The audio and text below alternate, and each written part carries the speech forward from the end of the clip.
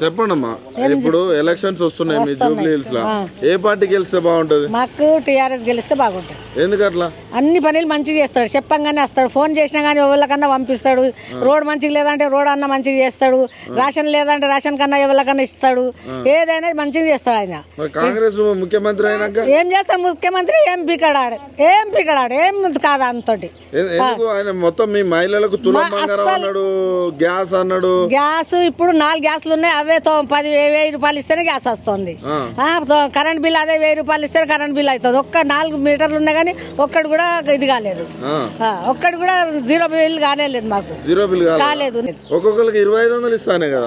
2500 అని ఇచ్చే పైసలు ఇయ్యాక చక్కగా పనులు చేయక 2500 ఇస్తాడు అని ముఖం చూసుకోమని అద్దంలానికి. అంటే మీకు కూడా 4000 చెప్తాను.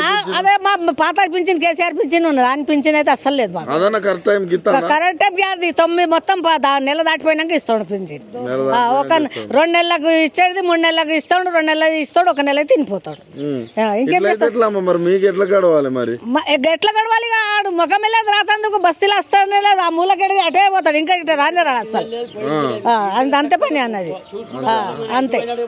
సన్న బియ్యం అంటారు, ఆ బియ్యం నోట్లకు కూడా ఒకటి, ఆ దొడ్డు బియ్యం అన్న న్యాయం ఉండే, సన్న బియ్యం నోట్లకు కూడా ఒకటి అంట చేస్తే. ఓట్లకు ఆ మూలకెళ్ళి అటే పోవాలి, ఆడు ఓట్లకి ఇక్కడ వచ్చే అవసరమే లేదు, ఆడేళ్ళ దెబ్బలు తింటాడు.